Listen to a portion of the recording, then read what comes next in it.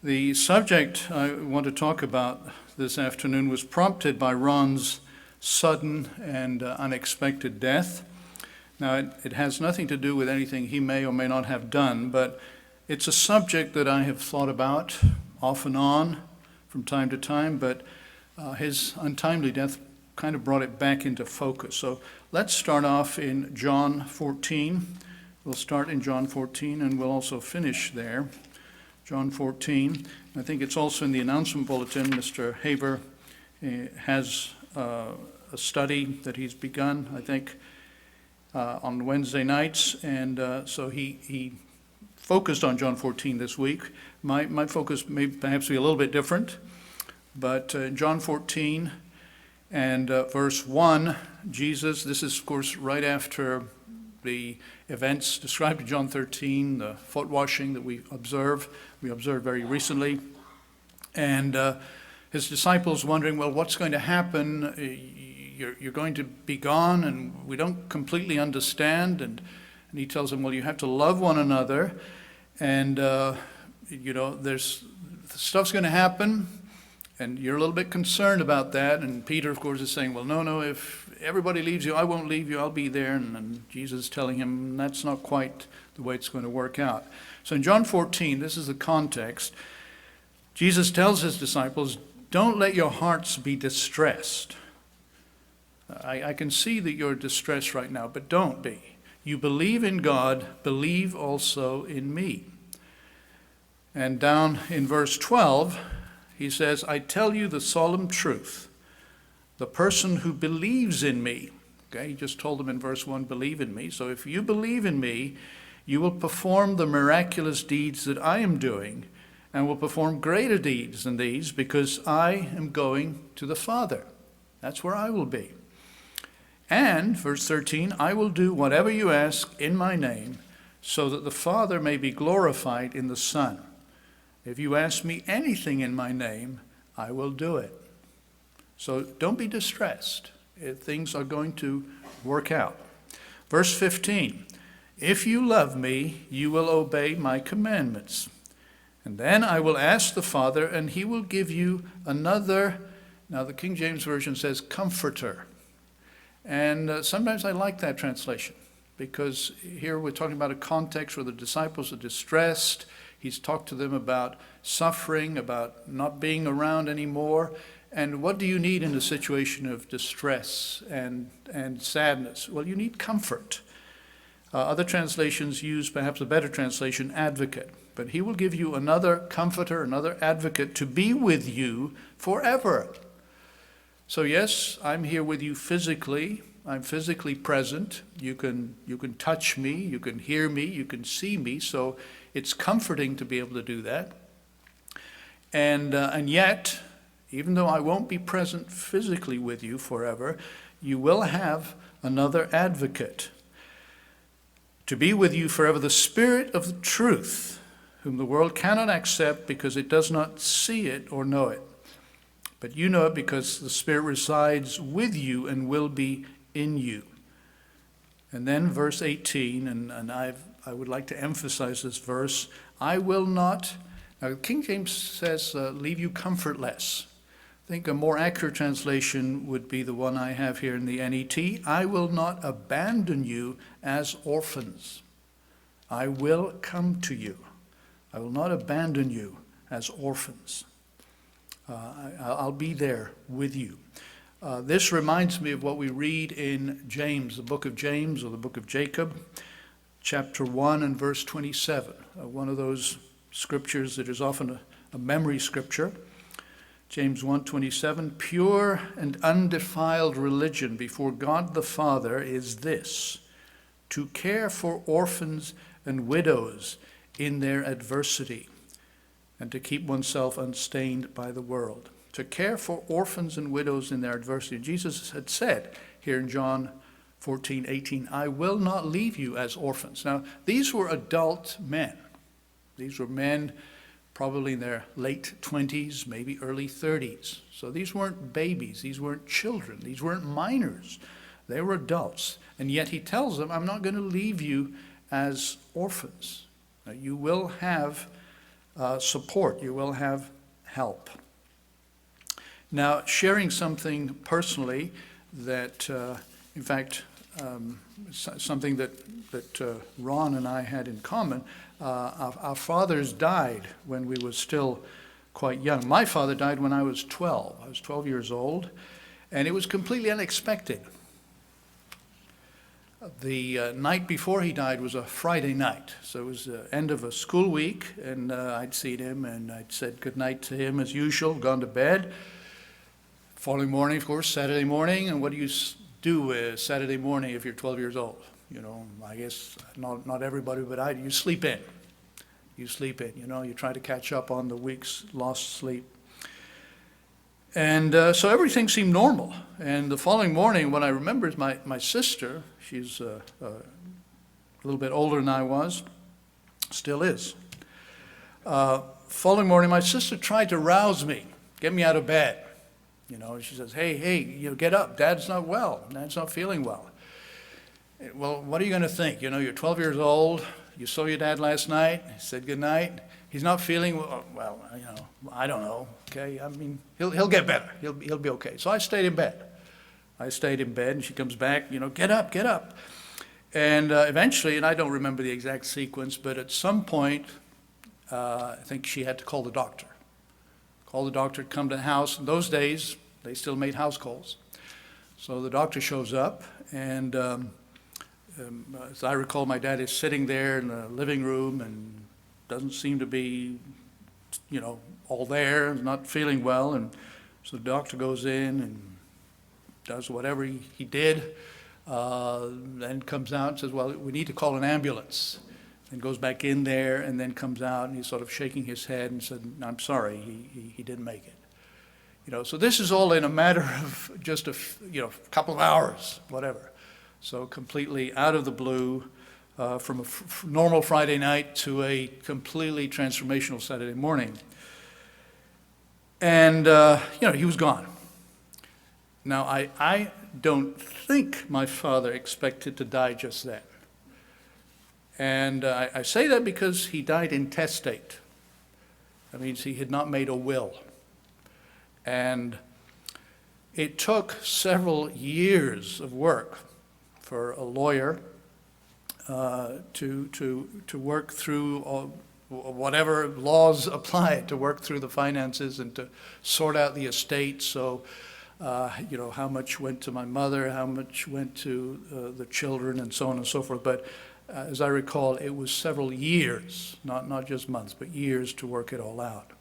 And some relatives later, many years later, told me they thought that it was maybe a way for the lawyer to make extra money, to drag this out. I don't know. I don't want to malign the lawyer. Maybe he was doing things, as fast as he possibly could. But certainly the whole hassle could have been avoided had he made a will. Had he had a will that was, legally valid and so on. And of course the lesson is, I guess, we are all going to die. Now we know that intellectually. Some of us don't like to think about it. Now before we die, many of us will retire from our jobs. A number of people have already, including myself. And we're gone from the scene of our workaday world. But I guess the question that we're left with is what happens to those who remain behind, those who are left, whether it's at work, if we're still working, or in our families. So the point is we should have a plan. Jesus here in John 14 tells his disciples he has a plan for them. I'm not going to leave you as orphans. I'm not going to abandon you. You're going to be okay. And so everybody, every individual needs to have a plan. Companies need to have a plan. Churches need to have a plan.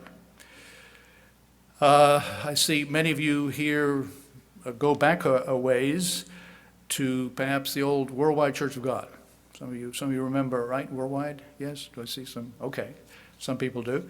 Well, the leader of that organization, Herbert W. Armstrong, and please, I don't want to step on anybody's toes, but he didn't have a plan for, what's going to happen after I'm gone.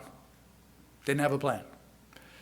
And I'm not going to necessarily point fingers at anyone, but a lot of people, and I think including HWA, believed that he would live on until the parousia, until the second coming of Christ.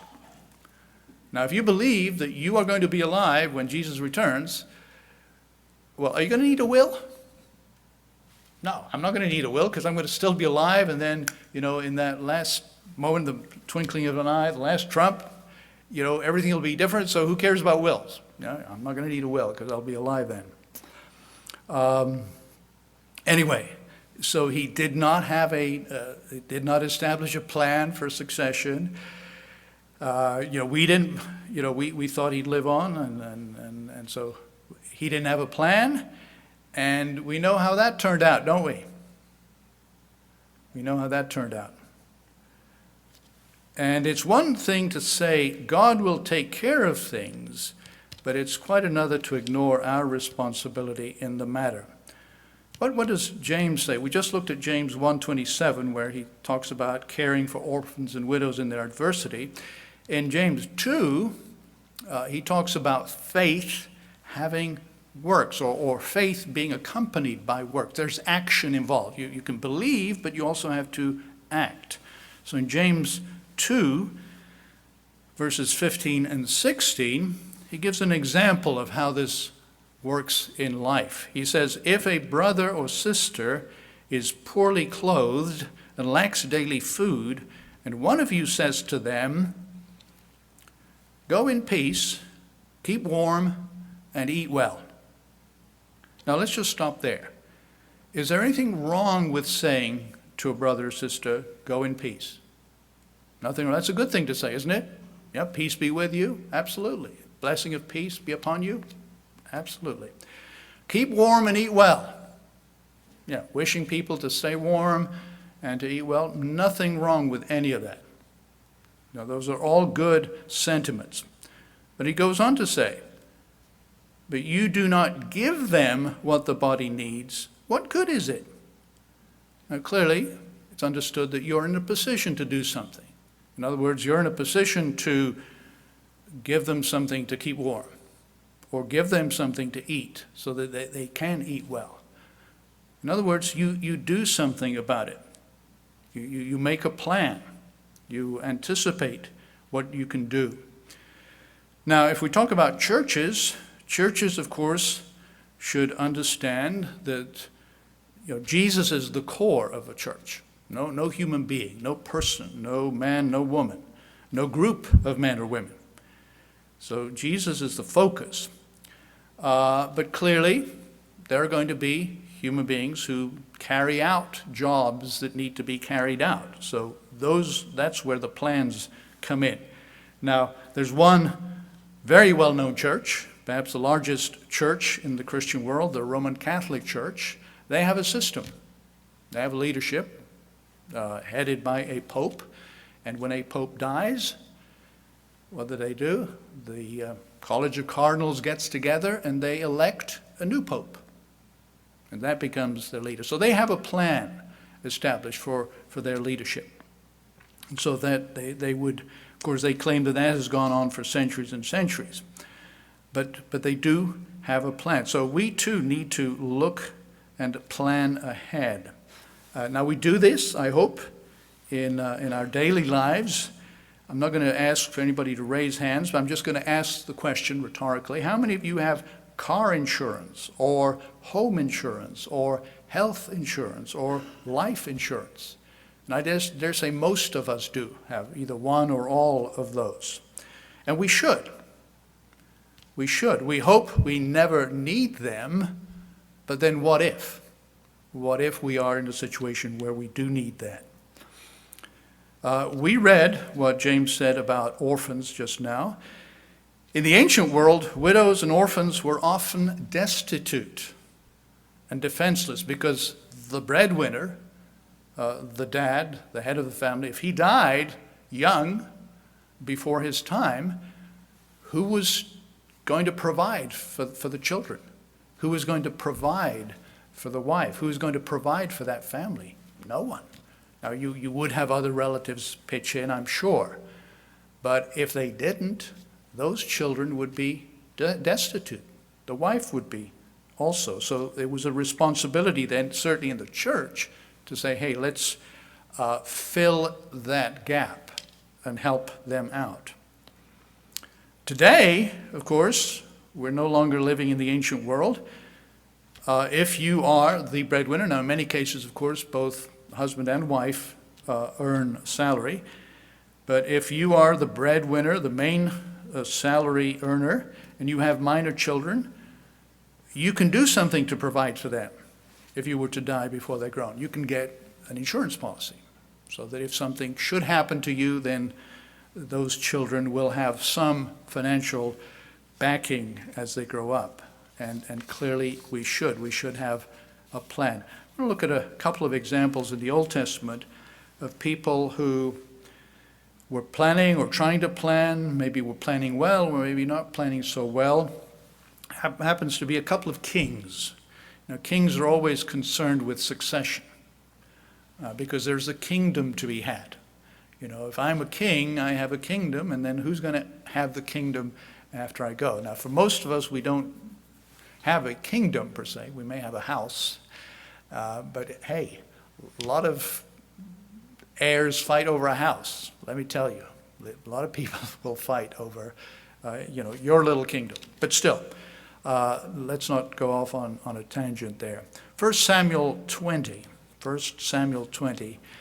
is focuses on Saul, the first king of Israel. 1 Samuel 20, and we'll start reading in verse 30. So 1 Samuel 20 and verse 30. And as you know by this point, Saul had become disqualified in God's eyes from having a dynasty. He was not going to stay. His family would not stay on the throne of Israel. He was going to be replaced by a man after God's own heart. And Saul already knew who that was. He knew it was David. And even though he knew that, and he knew that that was God's will, he was still trying to somehow or other thwart God's plan and eliminate David. And so here in 1 Samuel 20, starting in verse 30, and maybe a little bit more of the background to remind us, Saul's son Jonathan, who was the heir, became very good friends with David and resented his father's actions, negative actions towards David, and defended David. And so here in verse 30, 1 Samuel 20, Saul becomes angry with Jonathan and said to him, now this is the New English translation, it says, "You stupid traitor." Now, the New English translation has footnotes. Well, a lot of Bibles have footnotes. But this particular translation, the footnote says that actually the best translation would be to say, "You stupid SOB." And they spell it out. But they said, since most people, when they read the Bible in public, do not want to hear that, we will change it to traitor. But that's what Saul is calling his son. So you can get the sense of the anger that Saul feels. Now, of course, he's thinking about succession. He's thinking, well, I know God said I'm not going to have a dynasty, but maybe I will. And Jonathan, you're it. Don't I realize that to your own disgrace and to the disgrace of your mother's nakedness, you have chosen this son of Jesse? Can't even bring himself to name him David. Verse 31, "For as long as this son of Jesse is alive on the earth, you and your kingdom will not be established." So there's a problem with the succession here of our family, he's saying. And that problem is David. And you need to get rid of that problem, because otherwise you're not going to be inheriting my throne. So send some men and bring him to me, for he's as good as dead. Verse 32, Jonathan responded to his father Saul, "Why should he be put to death? What has he done?" Verse 33, then Saul threw his spear at Jonathan in order to strike him down. And so Jonathan was convinced that his father had decided to kill David. Now, when I read this, and I read that Saul threw his spear at Jonathan, You think, well, Saul is really losing his mind because if you throw your spear at him, if you're throwing it to hurt him, maybe even kill him, well, aren't you kind of defeating the point? If he's supposed to inherit your throne and you kill him, well, I guess it'll have to go to his brother. But your point is for Jonathan to inherit the throne. So maybe we just threw it to scare him or something. So, yes, Saul is concerned with succession. He has a plan in mind. His plan is a negative plan. Get rid of David. Now, throughout history, if you look at the history of different kings, royal families, maybe the British royal family comes to mind, since next weekend, I think, Charles III will be officially coronated. If you look at the history of the British royal family, you will find different times rival claimants to the throne are eliminated. They are killed. It was dangerous to be a member of the royal family if you had a claim to the throne and somebody else didn't want you to actually claim the throne. You would end up being killed more than likely, or have to go into exile. Now David, we find a slightly different account, David in 1 Kings 1. So let's read about David in 1 Kings 1. And starting in verse 5. Now, 1 Kings 1 tells us, the very first verse of the first chapter tells us that David was very old. Very old. How old was David? When he was very old. Anybody want to guess? He was 70. It says he was very old. He was 70. To some of us that doesn't sound that very old, does it? But anyway, that's what it says. It says he's very old. Just, I think King James doesn't say, "Gat him no heat," something like that. Okay. Anyway, he's on his deathbed, basically. And in verse 5, the sons. Now, he had many children, different wives. And of course, they know he's the king. That throne is not going to stay vacant once he's gone. Somebody needs to keep that throne warm. And if David's not able to get him no heat, and he can't keep it warm, maybe I could keep it warm. And Adonijah is one who gets that idea. Adonijah, son of David and Haggith, was promoting himself, boasting, "I will be king." He managed to acquire chariots and horsemen, as well as 50 men to serve as his royal guard. Verse 6, now his father had never corrected him. Basically, it's telling us that David had spoiled him by saying, "Why do you do such things?" He was also very handsome and had been born right after Absalom. And we may recall the history of Absalom, who was also very handsome, had beautiful hair, and of course rebelled against his father and died. And Adonijah collaborated with Joab, son of Zeruiah, and with Abiathar the priest, and they supported him. So there's a little group of people around Adonijah saying, yeah, we want Adonijah to be king after David. Let's drop down to verse 32, because clearly this upset Nathan and others. They're saying, we don't think that that's David's plan. So King David says in verse 32, summon Zadok the priest, Nathan the prophet, and Benaiah son of Jehoiada. They came before the king, and he told them, take your master's servants with you, put my son Solomon on my mule, and lead him down to Gihon. There Zadok the priest and Nathan the prophet will anoint him king over Israel, then blow the trumpet and declare, long live King Solomon. Then follow him up as he comes and sits on my throne. He will be king in my place. I have decreed that he will be ruler over Israel and Judah. And just as an aside, if any of you watch next week's coronation, the ceremony kind of follows some of this, because they will anoint Charles with oil, and I don't know if individuals, in the past they would have individual noblemen come up to him and say, we accept you as the true king, the legitimate king, so accepting him as the heir to the previous monarch. So some of these traditions have been carried on to this day. So continuing, verse 36, Benaiah, son of Jehoiada, responded to the king, "So be it. Amen. May the Lord God of my master the king confirm it. As the Lord is with my master the king, so may he be with Solomon, and may he make him an even greater king than my master King David."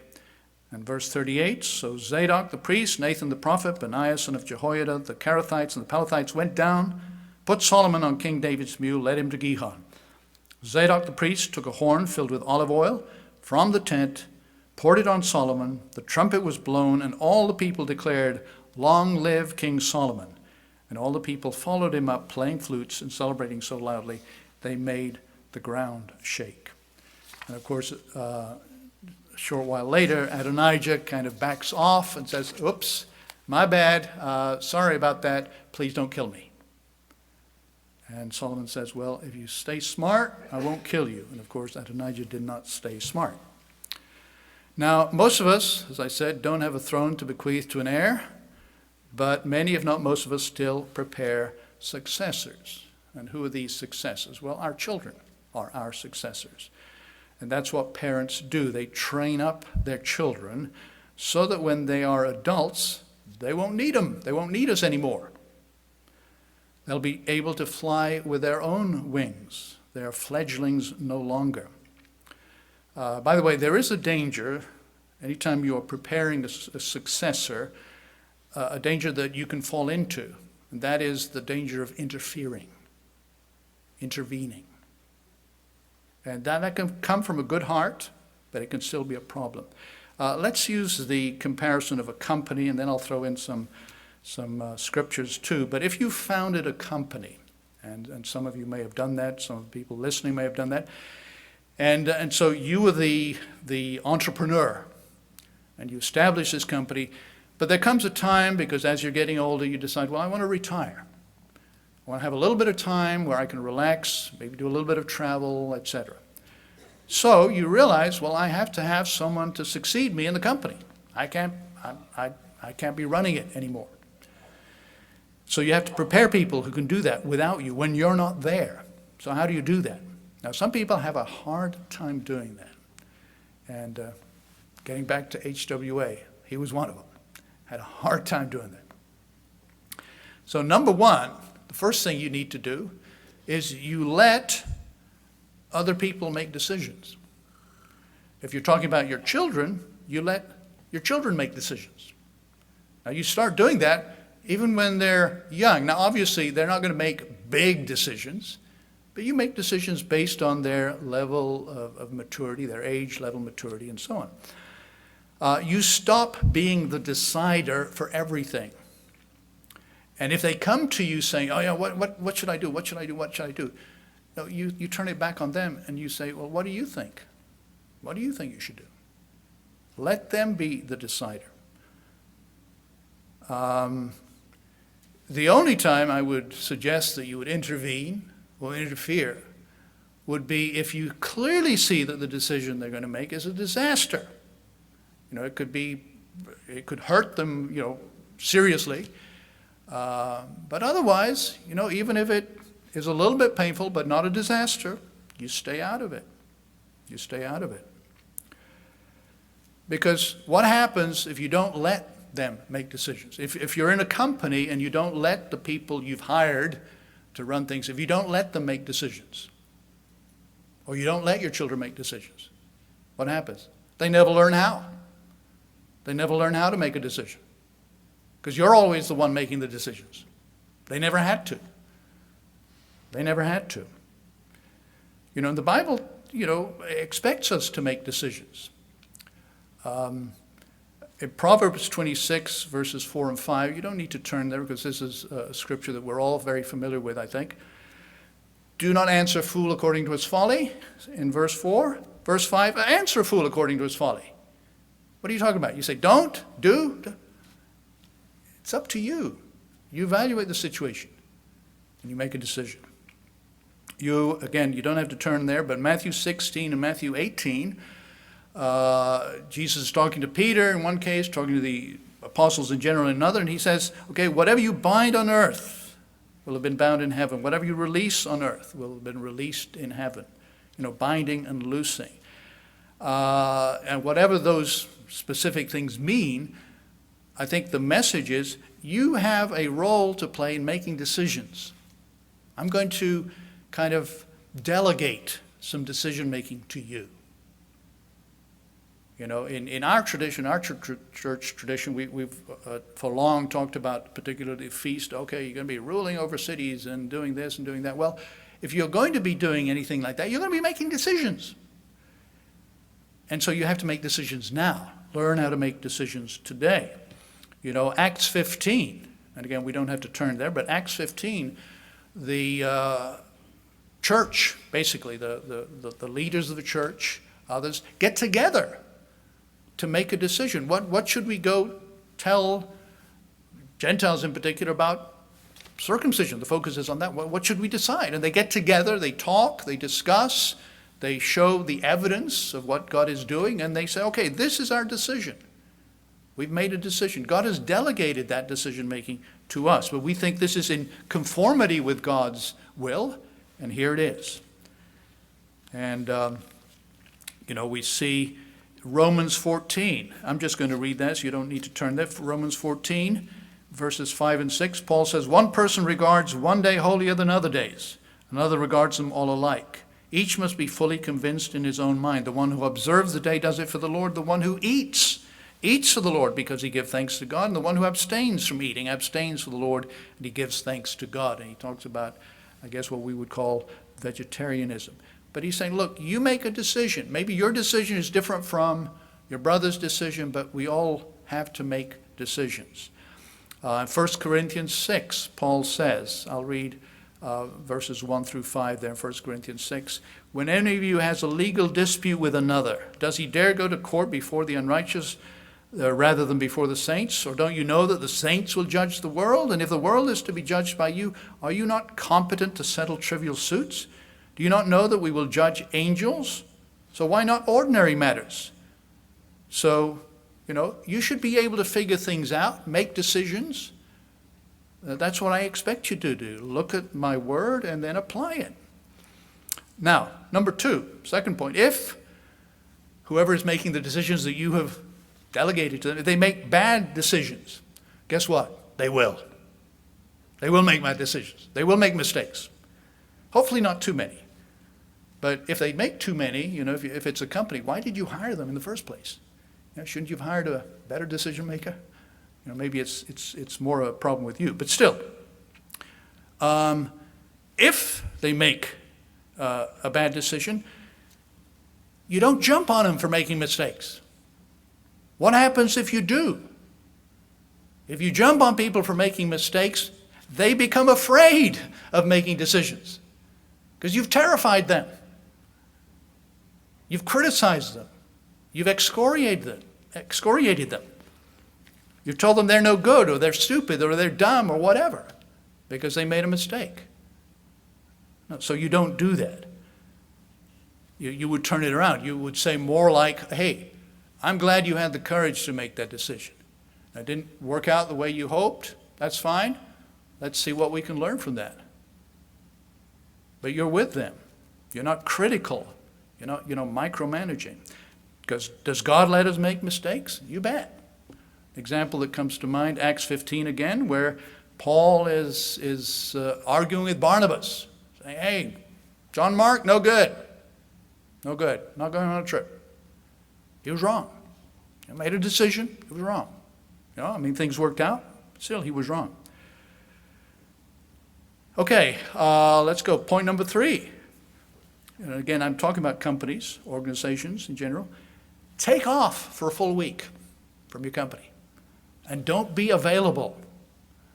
Turn your phone off. Let them run the place, Now, maybe with kids, if they're certainly late teens, you could try that. But you go off for a full week. See how things are. See how things work. And then you look, you see, were there any problems? If you've been doing things right, perhaps there weren't. And of course, that falls into the area where some of us have a weakness, we start to think we're indispensable. What? You mean you ran things fine without me? How is that possible? Well, hopefully it is. Hopefully it is possible. And maybe different, that's the other thing. Don't always insist that things have to be done your way. That could be another way of doing things that's just as effective or maybe even more effective. All right, you take off a full week, you come back, then you decide, I'm going to take off a full month. Again, don't call me. You handle things. And you come back, see how things went. You assess things. Rinse and repeat if necessary. And then, of course, you retire.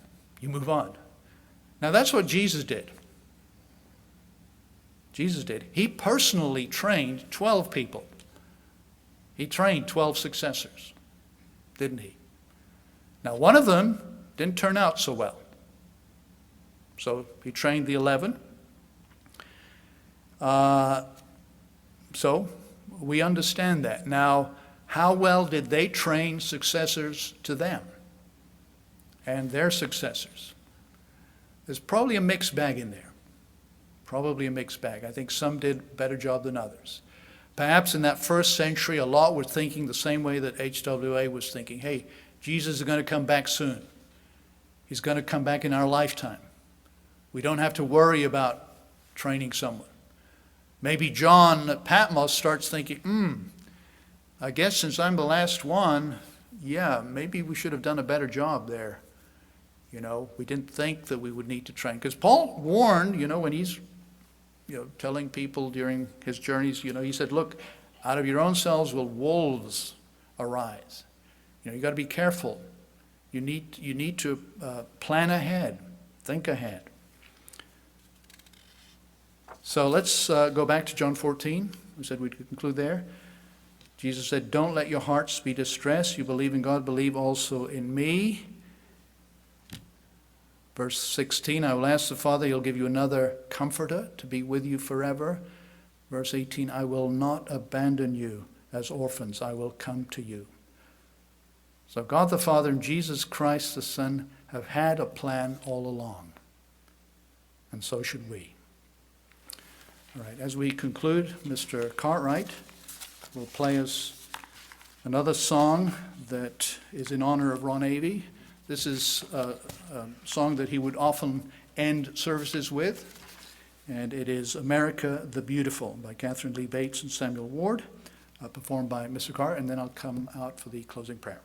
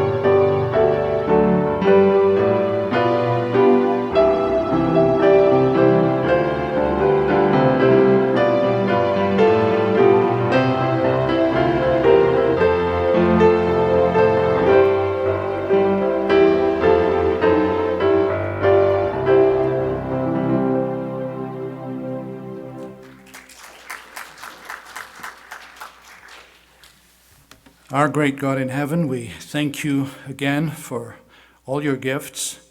We thank you for our beloved brother Ron. Remember him and his family. Ask you to comfort them and all those who cared for him and loved him. And we appreciate what he did for us in so many constructive and helpful ways over many, many years. And so, Father, thank you for reminding us that you do have a plan, that you do have a purpose that you're working out, and help us also to reflect that in our own lives, to have plans for good, for the future, and to ask for your wisdom and guidance and understanding and direction, and to help us have the courage to make those plans. And again, Father, we thank you for this study, for this day, for the food that we can enjoy in our fellowship, and thank you for all these blessings in the name of your Son, Jesus. Amen.